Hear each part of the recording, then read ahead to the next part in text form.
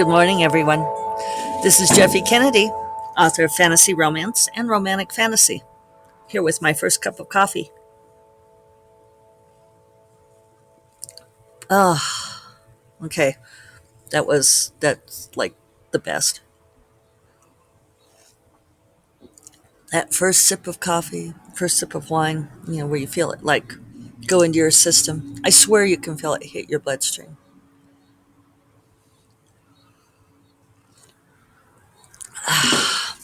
I really love that song of Ed Sheeran's too, Bloodstream. Was it called Bloodstream? I can feel it burning. I don't sing it well. In my bloodstream, something like that. So we're almost at the end of the earrings. Today's I'm like, who am I? What is art? Today's Tuesday, August 10th. Who am I? What is art? Um, I love this earring.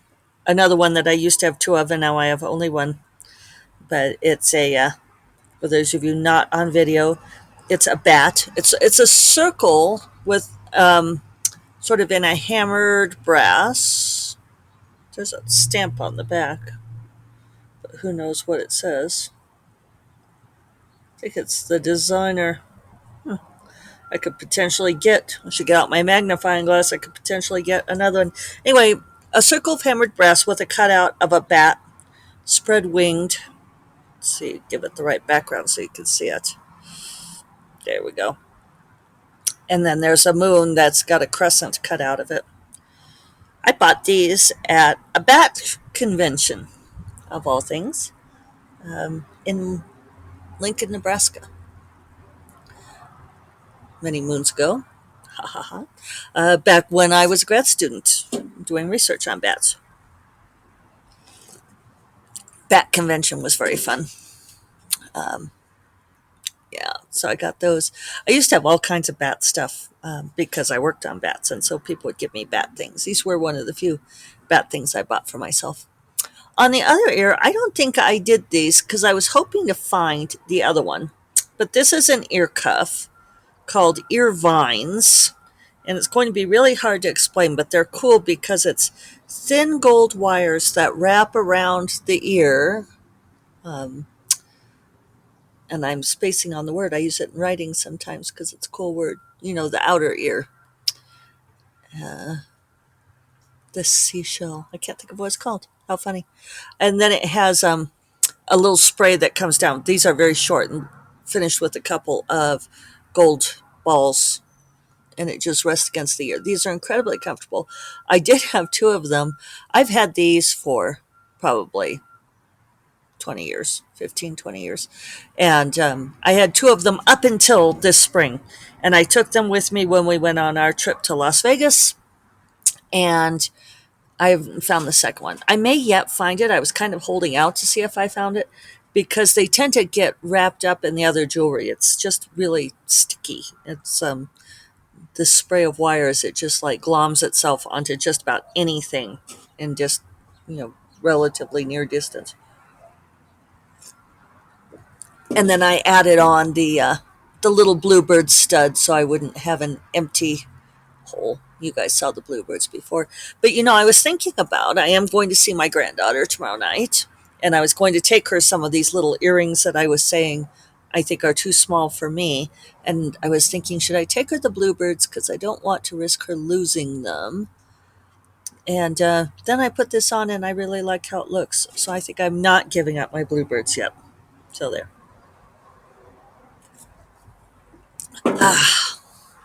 So yesterday, Stuart Baker, who I know through Cephala, who will not be listening to this, um, asked me if I had a transcript of yesterday's podcast, and because he doesn't do well with audio, and I know that this is a problem.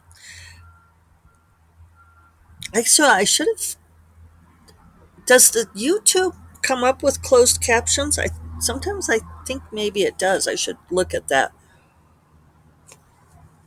So I know that I should have a transcript of the podcast because I really don't intend to be um, discriminatory, exclusive. And I know a lot of people don't like listening and watching. But for those of you who are newish to the podcast, you missed my excursion into transcriptions last summer. It wasn't terribly expensive, so I could do that. And there are some good ones I could run it through. And even the IDing of the things I say, while sometimes dramatically wrong, especially if I'm referring to books and authors, as one does, um, the problem is that I don't speak in coherent writing terms. I have lots of ums. I interrupt myself. I go off on tangents. You guys are aware of this. And the problem is I was incapable of leaving well enough alone. If I could do the transcribing and leave it either riddled full of errors or with only minor corrections, then that would be fine and I would do it. However, it doesn't work that way because I find myself having to compulsively edit it. I want to make it, you guys, I'm a writer. I want to make it read right, you know, if not well, at least correctly. And it would take me like an hour, an hour to edit a 20-minute podcast. Um, I could try it again. Maybe the technology's gotten better. Maybe I could walk away with more. I know I did add closed captioning to something because that I could live with. I don't know, maybe because it's just when it goes to that, see, I interrupt myself. It's when it goes to that written form that I just hate having it out there. I'm sorry. So so that's the thing. And for me the podcast is secondary. The writing books has to be the primary thing that I do. And this is something that serves the writing books. It's a way for me to reach out to all of you. And I do it partly because, as I say, we have low production values here at First Cup of Coffee.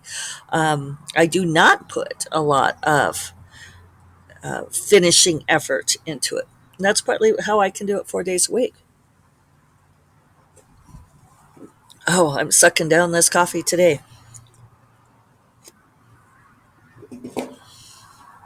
So, where are we at with things?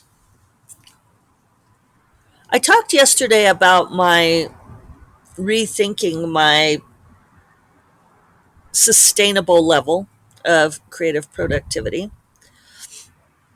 Productive creativity. I always forget which one I say it as. I think it's supposed to be productive creativity, TM. Again, if I were more of a marketer or was, oh, I was laughing about it that I saw someone a while back calling themselves a podcast personality. If I were a podcast personality, which I feel like I'm not. I feel like I'm a podcast lack of personality, or probably my personality comes through, but it's not a polished brand, people. Um, oh, now I've forgotten where I was going with that. Oh, if I were doing all of those things, then I would, like trademark these terms and I would be much more polished and I would be pushing it a lot more. But, this is my thing, is I think that when you run into authors or editors or agents or other publishing industry personnel who are making themselves into a very obvious brand where they are offering super polished services that are expensive, where they have where they have all the stuff, like the self help books and the conference stuff and the um, workshops and the audio tapes. Listen to 10 tapes and learn how to write a novel. When there is, yeah, they don't have mosquitoes dive bombing them in their podcast because they edit that shit out, right? We don't edit here at First Cup of Coffee. In fact, we barely know how to use the pause button here at First Cup of Coffee. Um, and I'm not saying that people who go to the effort of editing and polishing are what am I saying? They're not bad people. They're not. I'm not even saying the other people are bad people. I'm saying look at where someone is putting the lion's share of their effort. I always wonder about the people who are, I'm a best-selling author. Every book I write turns to gold, and let me introduce you to my coaching empire where I will teach you to do the same thing. And my first question always is, how do you have time to run a coaching empire if you are writing all these best-selling books? And if these books are selling so well for you, why do you care about establishing a coaching empire? Dorinda and I had this conversation yesterday where, what were we talking about? Oh, we were talking about the RWA stuff that was going on. And we were talking about one person's particular response to it. And I, she was telling me what she thought. And then I gave her my take. And we're on Zoom. And she looks at me and she goes, you are the skeptic. She said, I'm the one who always believes everything everybody tells me. And you're the one who is like, is it though? Because I had even said that back to her, though. I'd said that back to her in response to what the person had said. When they'd made some statement saying, um, this is how things are, and I'd said, and my only reply to that is, are they though? Are they really? And that was when she said, you're the skeptic, and I'm the one. She said, even my mother, and Dorinda doesn't talk about her mother a whole lot. She said, when I was a little girl, my mother told me that I was totally gullible. And,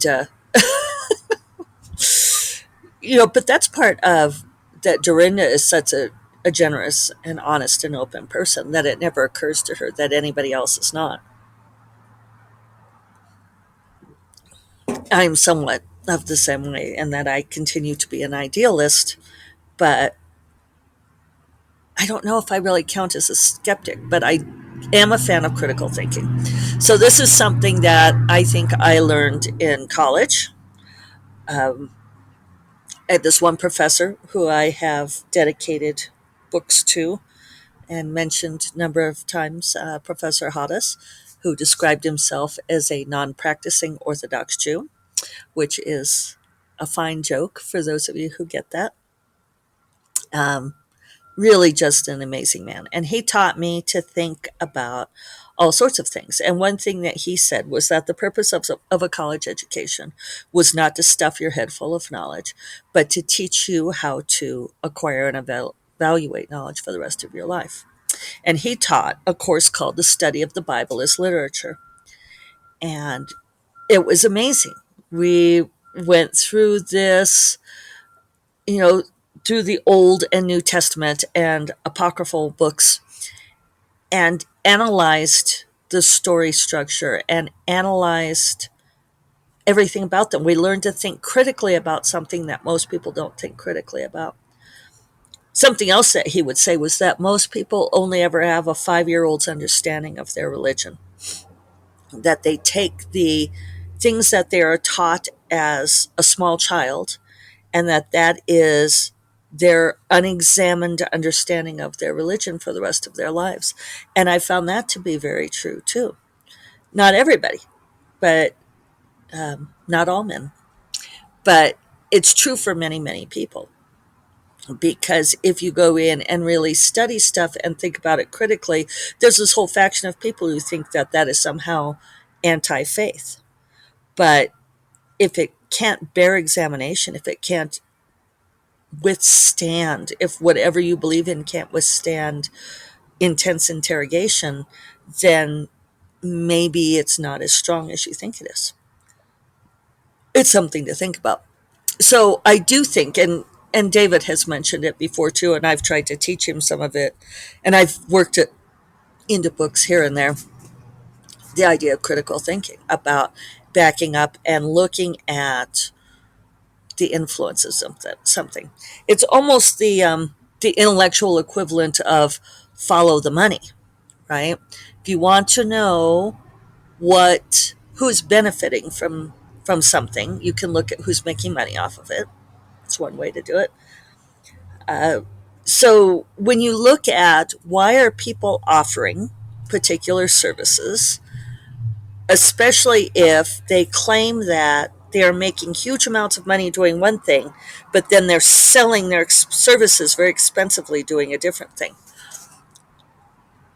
then you ask, well, why? If you are making millions of dollars selling books, why would you bother to spend time doing weekend workshops and that sort of thing?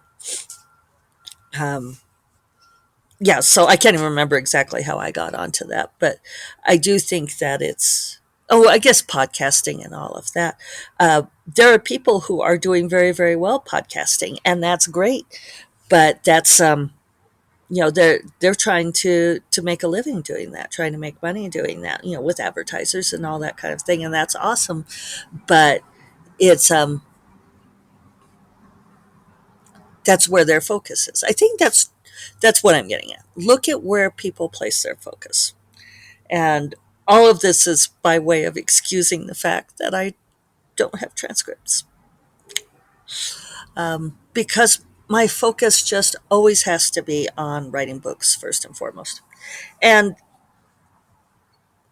and sometimes it's funny because I've been doing this long enough that I have to remember to say these things, because people are occasionally surprised. Or they will. I was at a reception not long ago, and people found out I was an author, and they asked how many books I have, and they were impressed that I was president of SFWA and all of this, which I still find kind of funny. I need to come up with a better answer to that, because, people will say, "Oh, wow, that's really impressive," and I want to, and I've replied a few times that it's not a job a whole lot of people want, and that really seems to deflate them. It's not a good answer. I need to come up with a better answer. Although it's true. I mean, it's and I won't say it's a thankless job, but it's a volunteer job that requires a fair amount of work and responsibility, and I'm tremendously honored to have been elected, and I am proud to be president, and you know proud that people trusted me to do this. But it's also a job not a lot of people want.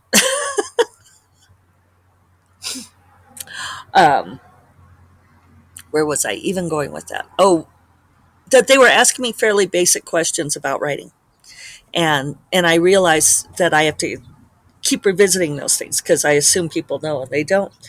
But one question I get a lot is how, they were asking me, do I write every day? And how do I structure my life?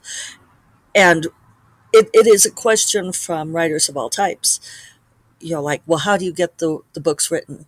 How do you do that? And every once in a while, someone will say, so do you really prioritize the writing first? I'm like, yes, I absolutely prioritize the writing first. And it's not easy. A lot of people are not able to prioritize the writing first. Like if you have small children that you are supposed to keep alive, you have to prioritize that. Sucks all around. Sorry about that. But small children, they not only have to be fed, they have to be fed multiple times a day. You have to do things like make sure they don't run out into traffic. It requires a lot of time and attention. For me, yeah, I prioritize the writing over everything else. If my day completely falls apart, it is the writing that I'm really trying to get done. Um, yeah, so if I think that the writing's in jeopardy, I won't podcast. And It reminds me, I was doing speaking for a conference a while back. Um, I think I gave the presentation on breaking bad writing habits, and people were asking questions afterwards. And this one gal said, she, because one of the things I talk about is prioritizing writing, because one of the bad habits is not writing. And she says, well, she said, my problem is I just can't fit writing into my day. And she launches into this explanation of all the things that she does with her day, which, were all really cool things. So I think she had a podcast, and she was like raising some rare breed of dogs, and she had a couple other things she was doing. And so she explains how her days go. And she said, with all of this stuff, I just don't see. She said, I understand your point about that. You have to carve out time to write and make time to write. She said, but I don't see where I can put this in. And, she says, I feel like I don't have a choice here. And I said, well, you need to look at this, that you are making a choice, right? You've already made your choice, that doing all of these things, that breeding the dogs and doing the podcast and these, 5 other things she was doing, that all of those things are more important to you than writing. And this was like via Zoom also, and she just kind of looked at me and she goes, you're right. Was like, yeah, we all make choices about how we're going to spend our time every day. And you can feel like that you're trapped into a certain schedule, which you can get trapped into a certain schedule. Small children have to be fed. Your rare breed of dogs have to be fed and groomed. But all of those things that you are choosing to do, you have chosen to do those things. Like, even if you have a day job, you're choosing to go and have a full-time day job.